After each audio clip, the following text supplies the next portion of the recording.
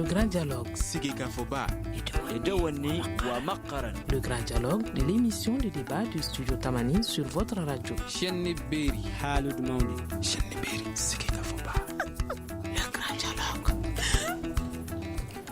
L'accès aux services sociaux de base est un des plus grands défis au Mali. La population attend beaucoup du futur président pour l'amélioration de la situation qui est de plus en plus critique. Nos invités sur ce plateau, Mamadou Sissoko, représentant de la Fédération malienne des personnes handicapées, Samerou Diallo de l'association SOS aux hôpitaux, Adam Fomba, porte-parole des syndicats signataires du 15 octobre 2018. Je suis Fatmata Togola. Le grand dialogue. Alors, nous allons ouvrir les débats avec vous, Monsieur Fomba. Tout d'abord, c'est quoi les services sociaux de base? Les services sociaux de base, c'est pratiquement les services essentiels sur lesquels, bien sûr, les populations ont plus d'engouement et surtout les besoins sont centrés sur ces services-là. Donc là, on peut appeler entre autres les services centraux, les services sociaux. D'accord. Et vous, M. Sissoko, qu'avez-vous ajouté en termes d'explication des définitions des services sociaux de base? Bonjour à tout le monde. Je pense que M. Fomba a donné la définition qu'il faut. C'est les services les plus fréquentés par les populations. C'est les services vers lesquels les populations émettent plus de besoins. Et en un mot, c'est ça. D'accord. Et vous, M. Diallo? Merci beaucoup. Samerou Diallo, comme vous l'avez dit, du mouvement collectif Santé pour tous. En ajoutant à ce que mes collègues viennent de dire, moi j'aurais ajouté qu'on parle de services sociaux de base, comme je le dis, en droits humains. Dès que tu es né en tant qu'être humain, tu as droit à ces services-là, que ce soit la santé, l'éducation, l'inclusion. De façon globale, c'est des choses qui te reviennent en tant qu'être humain. C'est inné à ta vie.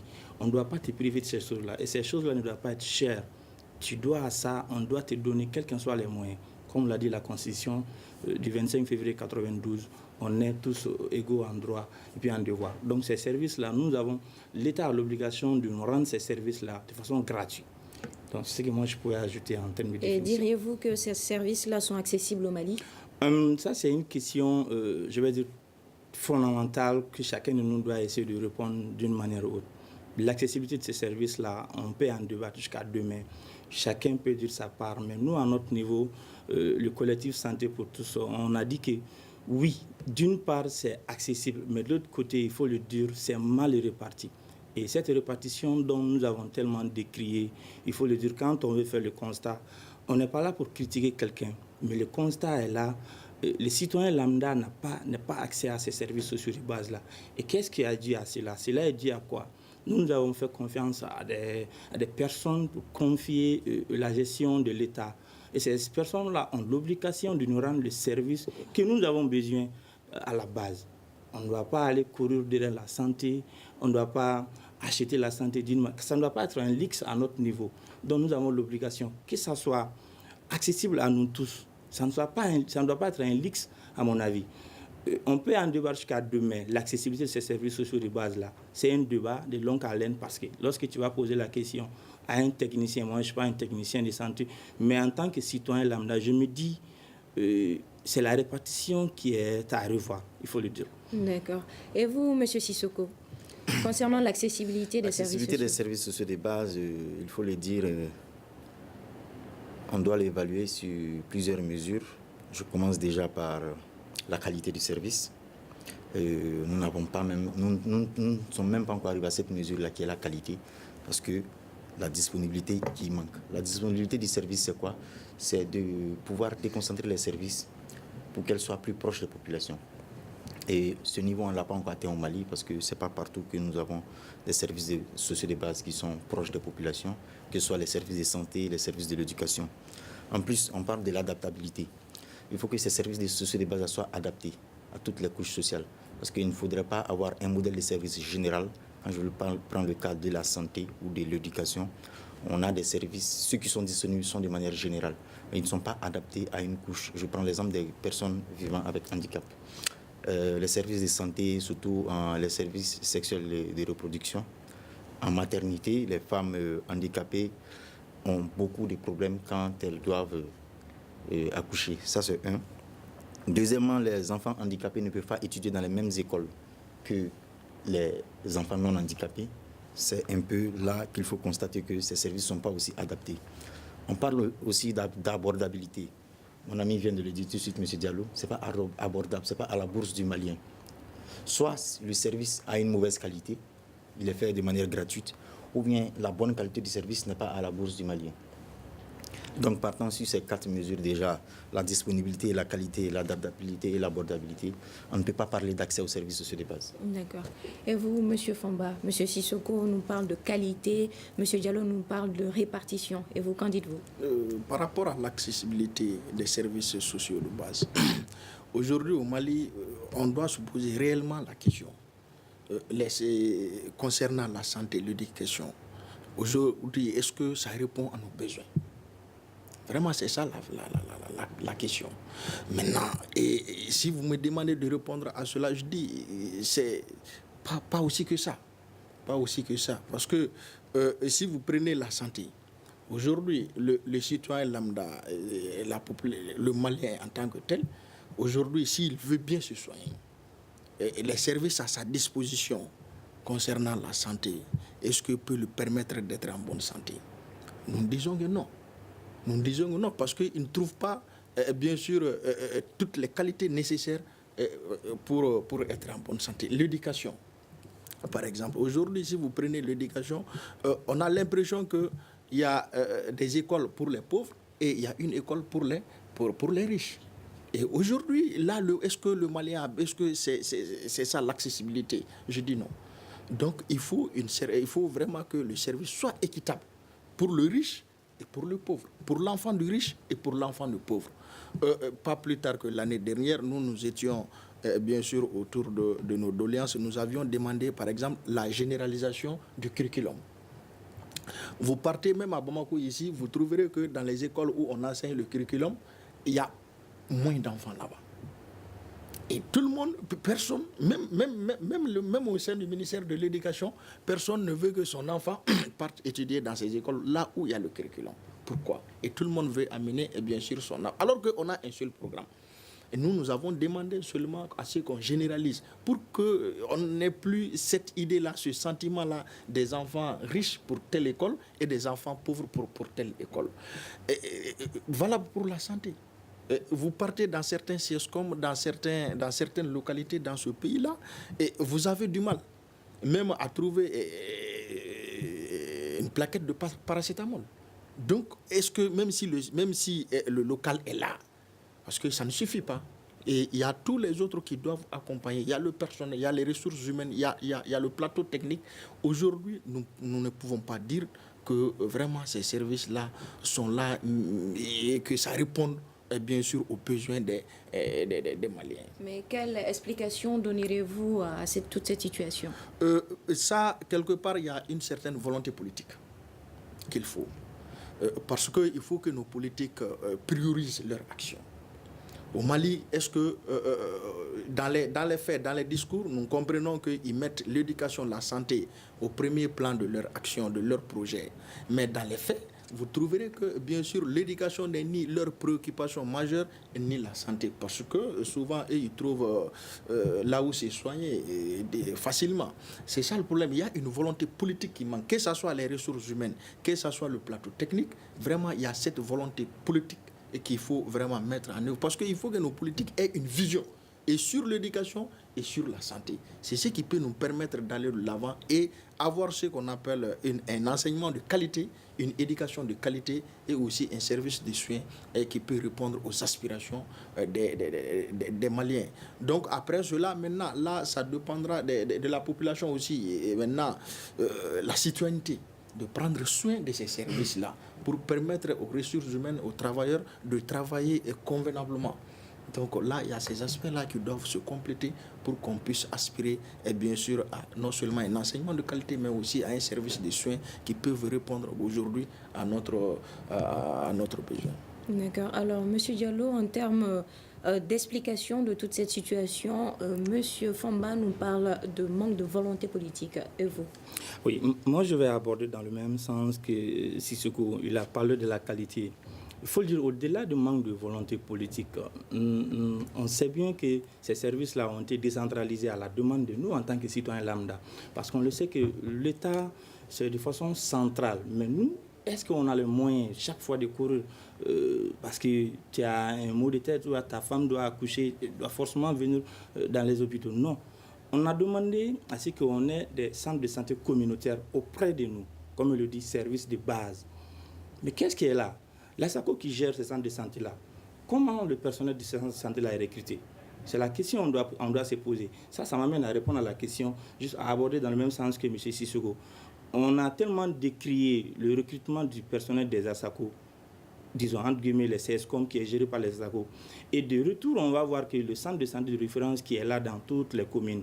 Et l'État en tant que tel doit faire quoi pour assurer, pour que ces services-là répondent aux critères? Il a dit, c'est une question de volonté politique qui est là. Tout récemment, pendant les campagnes, moi j'ai eu la chance, moi de fouiller dans certains projets de société des différents candidats. Tu ne vois pas un candidat qui va prendre ces services-là comme priorité. Tout le monde se focalise sur l'insécurité, c'est normal parce que c'est la situation actuelle que nous vivons au Mali. L'insécurité, ouais, problème au niveau du force de sécurité. Mais nous, en tant qu'êtres humains, comme je le dis en l'introduction, dès qu'on est seulement, on a droit à ces services-là. On ne doit pas nous priver de ces services-là. Il ne faut pas que ça soit telle personne est riche, il bénéficie ça, telle personne est pauvre, il doit mourir parce qu'il n'a pas d'argent. Si tu n'as pas d'argent, ta maman est malade, bien, tu as quelqu'un qui est malade, il faut l'envoyer au Maroc, il faut l'envoyer en Tunisie.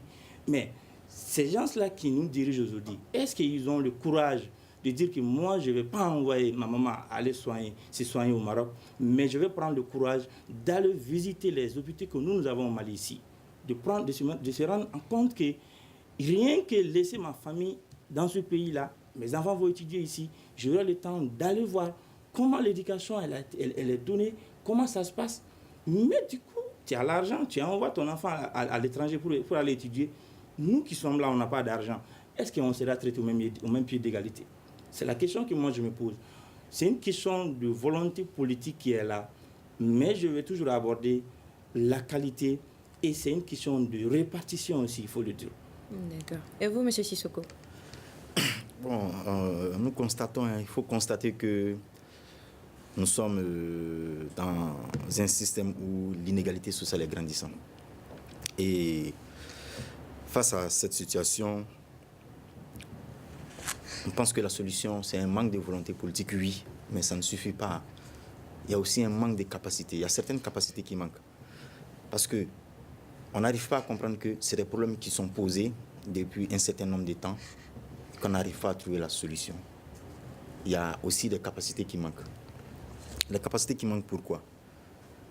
Parce que tant qu'on n'arrive pas à évaluer même tous les systèmes de gouvernance générale et de gouvernance sectorielle de ce domaine-là, de la santé, de l'éducation et autres, une évaluation, comme son nom le dit, sortir les problèmes, trouver des solutions, on ne va pas avancer. Et les solutions sont connues. Tous les gouvernants savent que les politiques qu'ils sont en train de mettre en œuvre ne reflètent pas les besoins réels des peuples. On a tardé sur ça. Aujourd'hui, on ne doit pas me dire au Mali quel est le syndicat qui n'a pas remonté les besoins réels des peuples aux gouvernants. On part à des négociations qui n'aboutissent pas, rien ne sort. Jusqu'à présent, je pense que les magistrats sont toujours en grève, si je ne me trompe pas. Oui. Voilà. Presque toutes les couches sont allées en grève. Et même des couches qui n'étaient jamais allées en grève sont allées en grève. Et vous pouvez me rectifier, je n'ai pas l'information d'une couche qui a été satisfaite. C'est ce que nous on appelle la pyramide cassée, entre le haut et le bas. Les besoins du peuple ne sont pas écoutés, on n'approche pas le peuple pour savoir quel est son besoin. Et quand ces besoins sont remontés par la société civile, ça n'a pas d'impact. Si les syndicats prennent le relais, ça n'a pas d'impact. On va beaucoup discuter, chercher à trouver des solutions et autres, mais il faut comprendre que les attentes des peuples sont pas... L'attente du peuple n'est pas ignorée par les gouvernants au Mali, ça je peux le dire. C'est pas ignoré, mais il y a et le manque de volonté politique et aussi le manque de capacité même à pouvoir faire face à ces problèmes-là. D'accord. Oui, M. Foma, oui. Par rapport à la capacité, moi je trouve que tout revient à cette volonté politique. Aujourd'hui, les politiques, que ce soit le président, lui, il est élu. Il met en place un gouvernement. Et le gouvernement est un instrument de travail du président de la République, de mettre en œuvre sa vision politique. Et si ce président n'a pas de vision claire concernant l'éducation, concernant la santé, et bien sûr, on n'ira pas loin. Par exemple, l'éducation, on a fait combien de forums sur l'éducation? On a fait le diagnostic de l'éducation. On a fait des résolutions, des recommandations fortes. Mais cette volonté et ce courage politique de prendre des actes a toujours manqué. Et concernant la santé, c'est pareil. Aujourd'hui, il faut à un certain niveau que la population aussi se réveille. Moi, j'ai tout le temps l'habitude de dire ça. Parce que si la population ne se réveille pas, ces politiques-là étant satisfaits de leurs conditions de vie, ne peuvent pas changer à nous. Il faut qu'à un moment donné, la population se réveille, revendiquer et pousser ces politiques-là, aller au-delà, même de leurs capacités. Parce que c'est ça aussi. C'est ça aussi. Parce que quand vous ne pouvez pas prétendre gérer un pays et vraiment ne voir qu'au bout de ton nez. Là, il faut qu'on arrête et il faut qu'on change aujourd'hui à aller dans des débats profonds. Et si vous regardez aujourd'hui, si nous discutons aujourd'hui des défis du président de la République parce qu'il y a eu des élections, regardez notre campagne. C'était des débats de caniveau. Et les deux challengers au second tour. Et on entendait que l'autre laisse que l'autre. Mais pourquoi? Il faut des débats réels. Il faut que les candidats, ceux-là qui ont la volonté de diriger la destinée de notre pays, qui viennent, qui nous expliquent qu'est-ce qu'ils veulent pour ce pays, qu'est-ce qu'ils peuvent pour ce pays-là, et que les gens votent en fonction de cela. Mais seulement que qu'on remplisse les stades et que les gens viennent, applaudissent, les artistes dansent. Vraiment, il faut que nous sortons de ce amateurisme. Moi, je dis aujourd'hui, il faut que la politique sorte vraiment de l'amateurisme. Et cette médiocrité dans notre système et dans la gestion même de ce pays-là, il faut que nous sortions de cela. Mais sachez que ce n'est pas possible si la population ne se réveille pas. J'ai l'habitude, la sécurité, certains parlent de la sécurité, oui. Dans tous les pays du monde, si l'éducation n'est pas prise à bras le corps, ce pays-là va droit au mur. Et qu'est-ce qui ne va pas concrètement, même dans l'éducation, dans le système éducatif? Dans le système éducatif, vraiment, tout le problème est connu. Par exemple, on a décentralisé. Le camarade parlait tout de suite de la décentralisation et le recrutement. Aujourd'hui, le recrutement, c'est au niveau national. Les agents sont répartis. Mais au-delà des ressources humaines, notre système est aujourd'hui un champ d'expérimentation. Les pays voisins ou bien l'Union européenne et autres, les partenaires viennent, ils imposent leur système. Et ils exigent à ce que ces systèmes-là soient appliqués moyennant quelque chose. Et malheureusement, nos politiques ne pensent qu'à ça. Ce qu'on va leur donner pour l'application de tel ou de tel. Parce que là, il y a un financement qui est là. Et il faut que cette politique-là comprenne qu'il faut que nous, aujourd'hui, nous ne soyons pas dans un système. De l'indépendance de 91 à aujourd'hui, on est allé de réforme en réforme. Et même maintenant, nous sommes dans les réformes. Et si vous prenez l'enseignement secondaire général tout de suite, nous sommes aujourd'hui dans un système qu'on appelle l'APC, l'approche par compétence. Aujourd'hui, on a de la peine. Même les enseignants ont toutes les peines du monde pour appliquer correctement l'approche par compétence parce qu'ils ne sont pas financés. Et pourquoi ils ne sont pas financés? Et pourquoi ces formations-là ne sont pas financées? Et est-ce qu'ils ne sont pas financés réellement? Parce que d'autres sources nous disent que le financement est là, mais il y a ce phénomène-là, la corruption. Certains se permettent bien sûr de bouffer tout et que ceux-là qui doivent bénéficier réellement de ces formations ne sont pas formés. Et donc, tout ça, s'il y a une vision claire et qu'il y a le suivi, et bien sûr dans le processus, et que ça ne soit plus vraiment le Mali, notre pays, si cher à nous, ne soit plus un champ d'expérimentation. C'est vraiment très compliqué. Et si l'éducation n'est pas mis à niveau, qu'on ne se trompe pas, la rébellion, les révoltes ne vont pas cesser.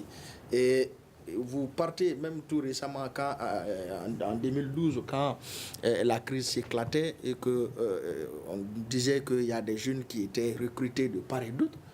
Si vous faites une analyse, soit c'est des enfants qui ne sont pas allés à l'école, soit ils sont allés à l'école, ils ont le diplôme, mais ils ont perdu tout espoir.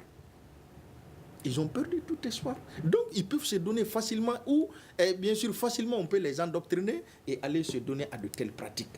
Donc, même sécuriser le pays, réduire la rébellion, tout, la solution, c'est l'éducation. D'accord. Et concernant la santé? Merci beaucoup. Moi, je vais répondre à ce que M. Foma vient de dire.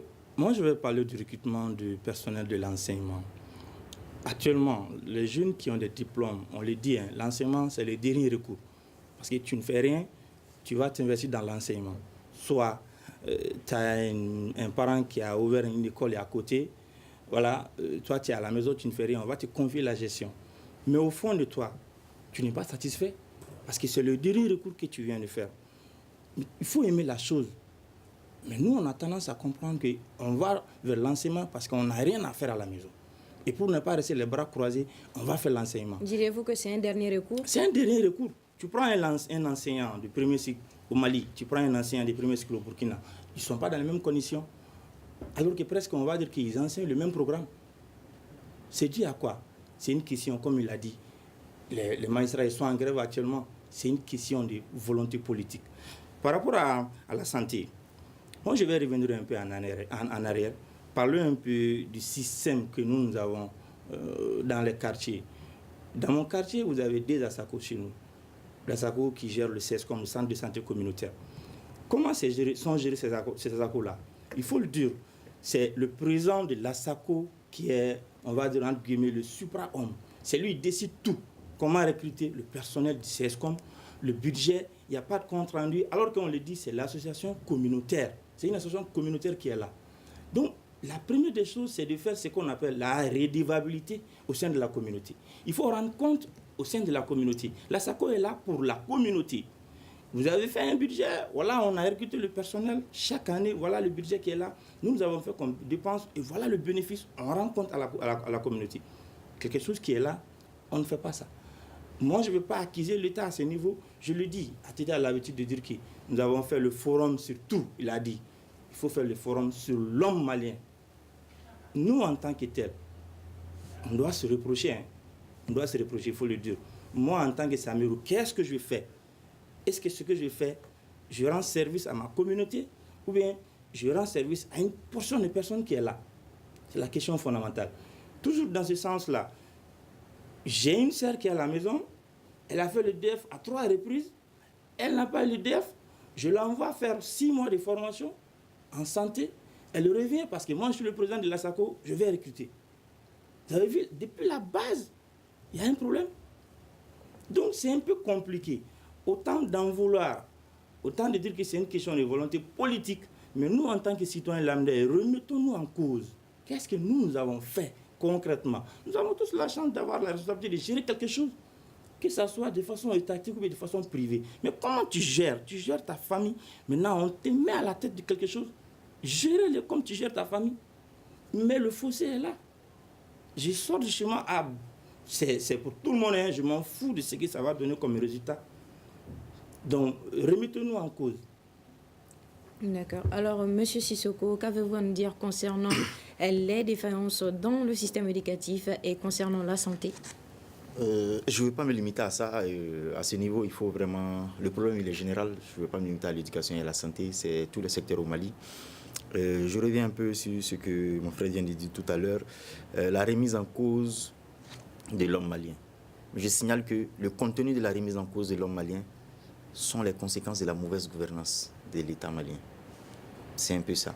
C'est parce qu'il y a eu une mauvaise gouvernance que le Malien a eu un nouveau comportement. Et on veut remettre ce comportement en cause sans toucher à la gouvernance. Il ne faut pas mâcher les mots. Il ne faut pas mâcher les mots. Tout à l'heure sur l'éducation, le frère Fomba parlait du système éducatif qui n'est pas adapté. Oui, le système éducatif peut ne pas être adapté. Mais dans la sous-région, nous savons que le Mali n'est pas le seul pays dont l'éducation est financée par l'extérieur. Mais pourtant, ça marche là-bas. Ce n'est pas le système. C'est toujours la gouvernance de ces fonds alloués à l'éducation. La gouvernance de ces fonds alloués à la santé. Et dans tous ces secteurs. Tant qu'on n'aura pas des gouvernants qui ne comprennent pas qu'ils n'ont pas le pouvoir, ils ne sont pas au pouvoir, mais le pouvoir appartient au peuple et le peuple donne un mandat de 5 ans pour gérer le pouvoir. C'est ici, même le peuple, si vous voyez que le peuple ne réagit pas, Foma disait que le peuple doit s'élever. Le peuple ne peut pas réagir parce qu'on n'éduque pas le peuple dans ce sens. C'est encore l'État qui doit éduquer le peuple dans ce sens. Le peuple pense que c'est le président et son gouvernement qui ont le pouvoir. Non. Le pouvoir dans la démocratie appartient toujours au peuple. Et le peuple donne un mandat de 5 ans. Tant qu'on ne comprend pas ça, on aura même du mal à revendiquer nos droits parce que les gens ont peur. Et il y a des tentatives. Quand tu as une opinion, tu as une expression, tu veux l'exprimer, déjà, dès que tu as 2, 3 cas, tu as peur, tu te résignes, tu te contractes. Tu ne peux pas parler. C'est ça. Tout le problème, on va beau traiter le sujet malien, ça va revenir. La première responsabilité de garantir tous les droits de l'homme. Pour tous les Maliens, c'est l'État. Et l'État traîne dans la mauvaise gouvernance. Et cette mauvaise gouvernance, ce n'est pas seulement les gestions financières, aussi il faut le dire. Il y a même, comme il dit, le recrutement. Ça aussi, c'est les capacités. Parce que pour recruter un enseignant, pour recruter des enseignants de qualité, il faut aussi des cadres qui puissent sortir des critères de qualité. Depuis le ministère jusqu'à descendre. Aux ASACO, c'est pareil. Vous voyez un peu. Et plus, c'est comme un cancer. Plus le temps passe, plus le cancer ronge tout le corps. Parce que si avant on avait des enseignants qui étaient des enfants qui étaient mal formés dans les écoles parce que la gouvernance n'était pas bonne, aujourd'hui, parmi ces enfants mal formés de 10 ans, 15 ans, il y a d'autres enseignants aussi qui viennent, qui eux-mêmes à la base ont été mal formés, qui deviennent aussi des enseignants mal formés. Et parmi eux aussi, nous avons des cadres aussi qui sont mal formés. C'est un cancer qui monte. Donc je pense que c'est au peuple de comprendre. C'est le peuple qui doit comprendre. Et on ne va pas trop polémiquer, mais les résultats à sortir de ces élections présidentielles nous disent tout, nous amènent à comprendre tout et à quel niveau le peuple se retrouve. Et vraiment, c'est triste, mais c'est ça la réalité du Mali. D'accord, oui. Monsieur Diallo, oui, allez-y. En fait, je vais ajouter, il a parlé de l'élection maintenant. Ce qui est bizarre au Mali, nous, les citoyens commencent toujours à réfléchir après avoir voté. On a eu les élections, premier tour, deuxième tour. Voilà, on s'est dit, ouais, telle personne a gagné, tel candidat n'a pas gagné. Donnez-nous juste 1 an, 1 année seulement. Les gens vont commencer à crier partout. Ah, si je savais. Tu as voté, tu ne savais pas. Tu ne savais pas ce qui allait se passer.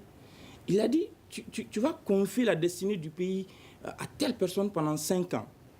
Donc, la moindre des choses, c'est de lui demander qu'est-ce que tu as comme programme, qu'est-ce que tu as comme proposition. Nous avons ça. Personne, on a vu que pendant les 3 semaines de campagne, c'était du...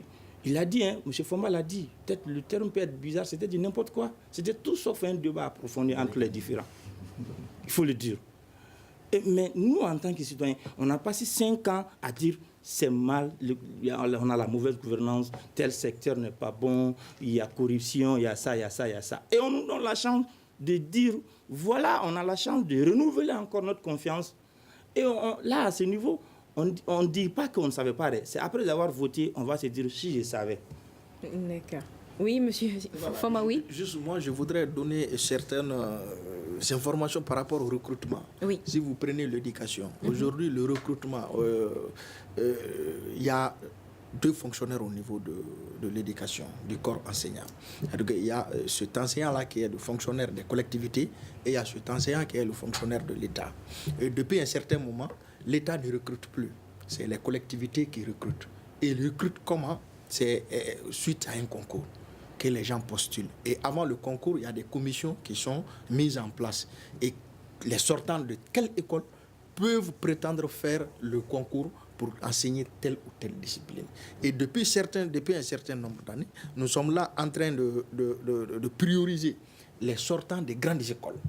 Mais est-ce que cela est réellement respecté? Et cela, dans les concours, cela est respecté. Cela est respecté parce que même l'année dernière, si vous suiviez les mouvements des syndicats de l'éducation, nous étions là à chercher un statut pour les enseignants.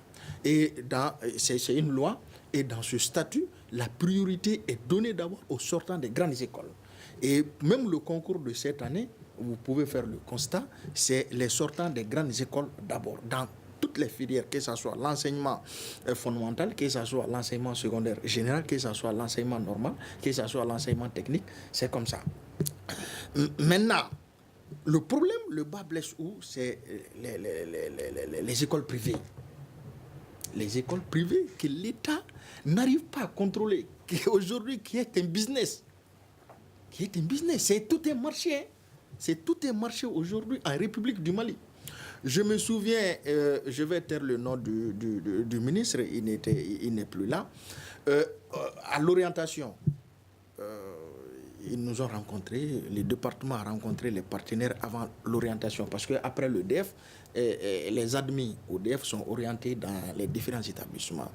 Et lors de cette rencontre, il dit, vous allez partir faire la répartition des enfants, faites le plein des écoles publiques d'abord. Après les écoles privées, je m'assume. Je vous assure, hein, nous avons tout fait pour faire le plein des écoles publiques. Et il y a des écoles, beaucoup d'écoles qui n'ont eu même un seul élève. Et à l'arrivée, le rapport est donné tout. Après, bien sûr, avec les pressions, à un niveau plus haut que le ministre, et bien sûr, il était obligé, il a été contraint de revenir sur sa décision et voilà, et répartir encore, donner des élèves à ces écoles privées. Et avant l'orientation, tenez-vous bien, il y a ce qu'on appelle ce diagnostic-là, ils font dans les établissements privés, ceux qui sont éligibles et ceux qui ne le sont pas. C'est-à-dire que les établissements privés qui répondent les critères pour recevoir les enfants du public ou pas. Et beaucoup des établissements ne répondaient pas, et bien sûr, à ces critères-là pour être éligibles. Et malheureusement, le constat a été qu'on leur a donné des élèves. Donc, vous comprendrez qu'aujourd'hui, tout le problème du Mali, dans le système éducatif, il y a aussi ce problème des écoles privées. Si l'État ne contrôle pas ces écoles privées-là, c'est un problème. Parce que nous avons compris que le contrôle est difficile. Du moment que c'est un marché et du moment que ceux-là qui doivent faire ce contrôle, ceux-là qui doivent régler le secteur sont des promoteurs. Malheureusement. Ceux-là aussi veulent tirer du business, du profit dans le système éducatif. Donc, il est important que nous partons au-delà. Dans d'autres pays, dans les pays voisins, vous trouverez que les écoles privées sont les meilleures. Parce qu'ils n'ont même pas besoin des élèves du public. Non, les gens même prennent les enfants et aller les inscrire dans ces écoles privées. Ça, c'est la qualité. Mais aujourd'hui, au niveau quand même de l'enseignement secondaire, un établissement qui n'a pas les élèves du public cette année, l'année prochaine, il va fermer les portes. Parce qu'il n'y a pas la qualité. Et même le recrutement, c'est là-bas où vous trouverez des gens qui viennent de tous les bords. De tous les bords. Mais qui doit faire ce contrôle-là? Qui doit réguler le secteur de l'éducation? Ce n'est pas les anciens, ce n'est pas ceux-là quand même qui partent pour enseigner. Mais c'est l'État qui doit se donner tous les moyens nécessaires. Par exemple, on a l'inspection. L'inspection, c'est les techniciens qui sont là-bas, qui sont censés faire ce contrôle-là. Mais ils ont quels moyens? Ils sont au nombre de combien pour faire ce travail? Est-ce que même l'État s'inscrit dans cette logique? Parce que ça va casser quand même la marmite de certains. Est-ce que l'État est prêt à faire face à tous ces sujets? Donc, il y a tout ce problème-là. Maintenant, concernant nos leaders politiques, c'est ce que je disais. Il faut que nous sortions de l'amateurisme. Les gens pensent que il faut, au lieu de faire un résultat probant, que les gens vont juger le résultat et renouveler ou non leur confiance à tel ou tel. Non, les leaders politiques pensent aujourd'hui et même trouvent aujourd'hui qu'il faut chercher de l'argent. Et pendant les campagnes, bien sûr, il faut donner de l'argent aux uns et aux autres, les mobiliser en association, les mobiliser en regroupement et pour faire voter tel ou tel. Et non, parce que c'est ce qui est prouvé aujourd'hui, pendant le quinquennat passé du président sortant. Et tous les secteurs étaient en mouvement. Pourquoi? Parce que les gens vivaient dans des conditions misérables. Et si les gens se révoltent, ce n'est pas parce qu'ils sont contre le président de la République. Non, ce n'est pas parce qu'ils sont contre le gouvernement. Non, parce qu'ils vivent dans des conditions misérables et ils veulent que, bien sûr, ces conditions-là changent. Et le président est élu pour ça. Le gouvernement aussi est là pour chercher des solutions à ces problèmes-là. Maintenant, l'occasion était là à ce que les gens, les candidats débattent sur le contenu de leur programme. Et c'est à partir du programme que nous pouvons juger tel président ou tel président. Dans ton programme, vous aviez promis tel ou tel nombre d'emplois. Vous avez dans le secteur de l'éducation, dans le secteur de santé, dans tous les services et dans tous les secteurs.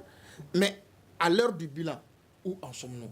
Mais si nous ne débattons pas sur, comme on appelle, le programme et comment nous allons juger les uns et les autres. J'ai l'habitude d'entendre le président sortant sur une chaîne disant qu'il n'a pas beaucoup promis aux gens. Et quand on lui a demandé le bilan, il dit qu'il n'est pas l'heure du bilan, mais lui n'a pas beaucoup promis aux Maliens.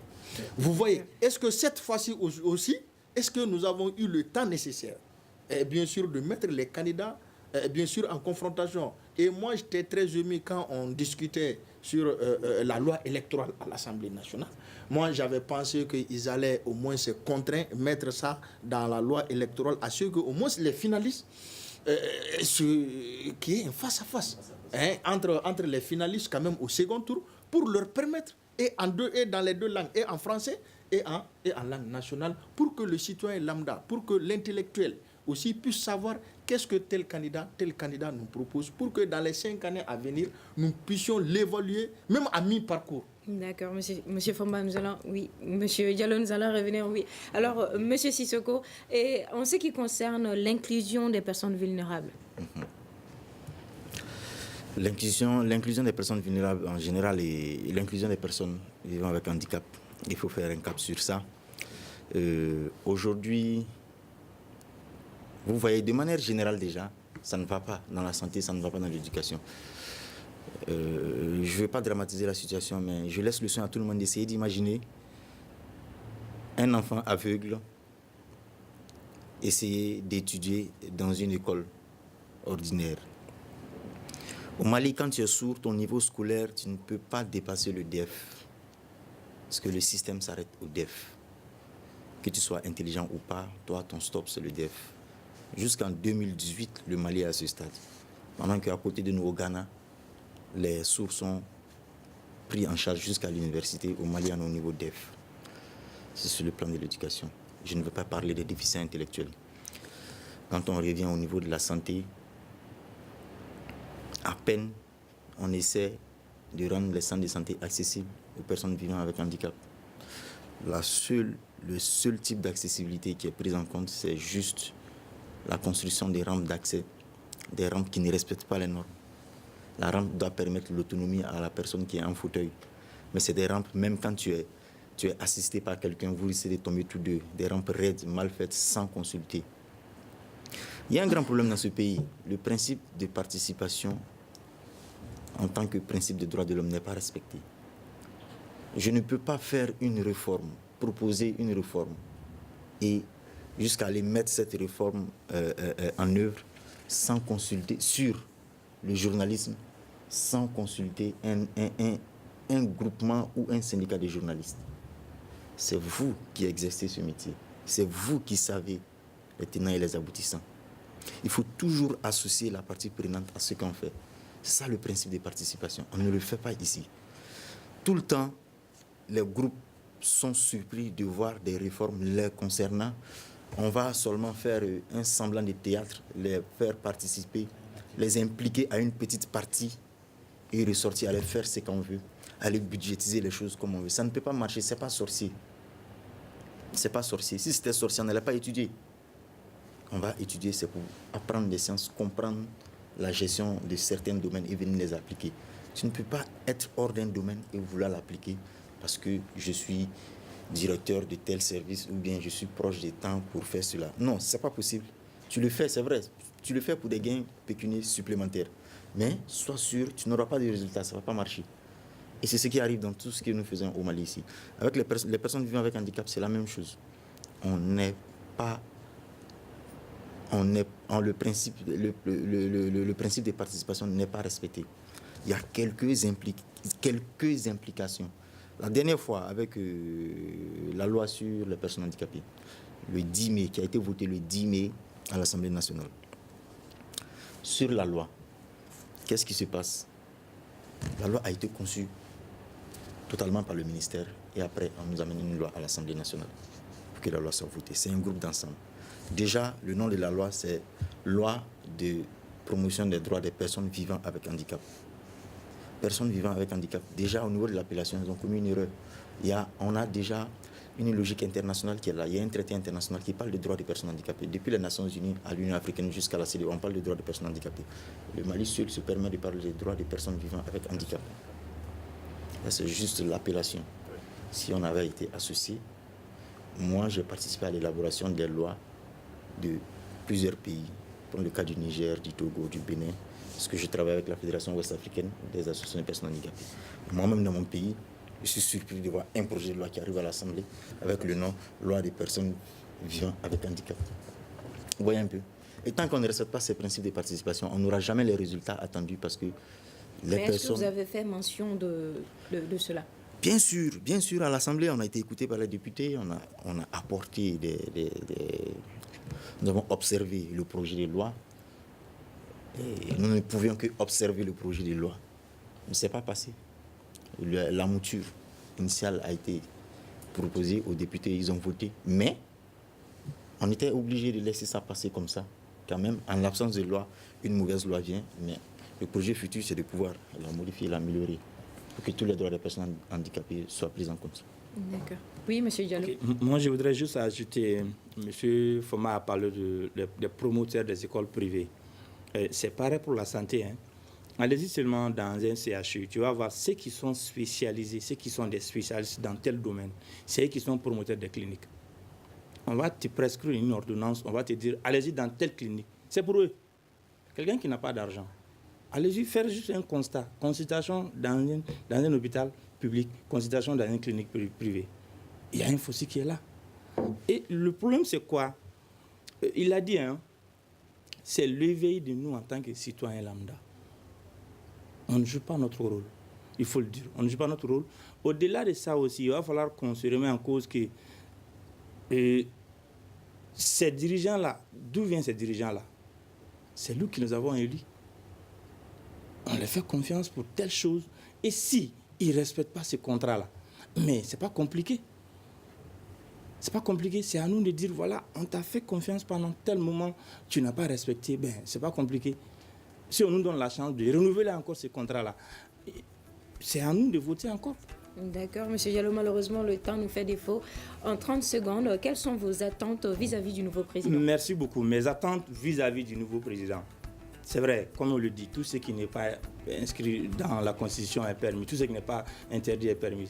Mais que le nouveau président, vraiment, accepte que sa famille se soigne chez nous. Là, il aura le temps d'aller voir comment ça se passe dans le CHU. Que ses enfants étudient chez nous. Qu'on fréquente les mêmes universités, qu'on fréquente les mêmes lycées. C'est là mes attentes. D'accord. Et vous, M. Fomba? Très rapidement, moi, ce que j'attends du nouveau président, c'est d'abord l'inclusivité, c'est-à-dire dans la prise de décision. C'est-à-dire qu'il y ait au moins vraiment des dialogues dignes de ce nom, qu'on parte. Et cette fois-ci, que ça ne soit pas des forums seulement et que les recommandations et les conclusions dorment dans les tiroirs, mais que cette volonté politique, ce courage politique accompagne les décisions vraiment pour que vraiment le Malien puisse se sentir un peu à l'aise. Vraiment là, c'est important. Et aussi que le nouveau président fait face à la corruption. C'est très important. Ok. Et vous, M. Sissoko? Très rapidement, il faut bannir la corruption, il faut réduire, sinon supprimer, éliminer les inégalités sociales.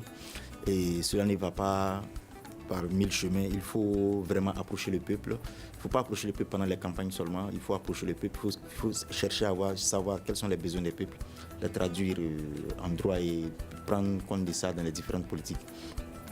En plus de ça aussi, il faudrait que les nouveaux gouvernants sachent que ce système ne peut plus continuer parce que quand le peuple souffre, quand on abuse du peuple, quand le peuple veut revendiquer, on passe par des leaders communautaires, les chefs traditionnels, les leaders religieux pour calmer la situation. Et ça, c'est une situation qui ne va plus durer. Il faut arrêter tout ça. Il faut faire face à la réalité et il faut regarder les pays d'à côté. Le Mali commence à être dernier des derniers. Merci beaucoup, M. Sissoko. Et cela met fin à ce débat sur les attentes de la population du nouveau président pour l'amélioration des services sociaux de base. Merci à nos invités, Mamadou Sissoko, représentant de la Fédération malienne des personnes handicapées, Samerou Diallo de l'association SOS aux hôpitaux, Adam Fomba, porte-parole des syndicats signataires du 15 octobre 2016. C'était une présentation de Fatmata Togola, la mise en onde de Fili Dambélé, la régie vidéo est assurée par Noundjiré. C'est une réalisation et une coordination de la rédaction en chef de Studio Tamani. Le grand dialogue. Le grand dialogue de l'émission de débat du Studio Tamani sur votre radio.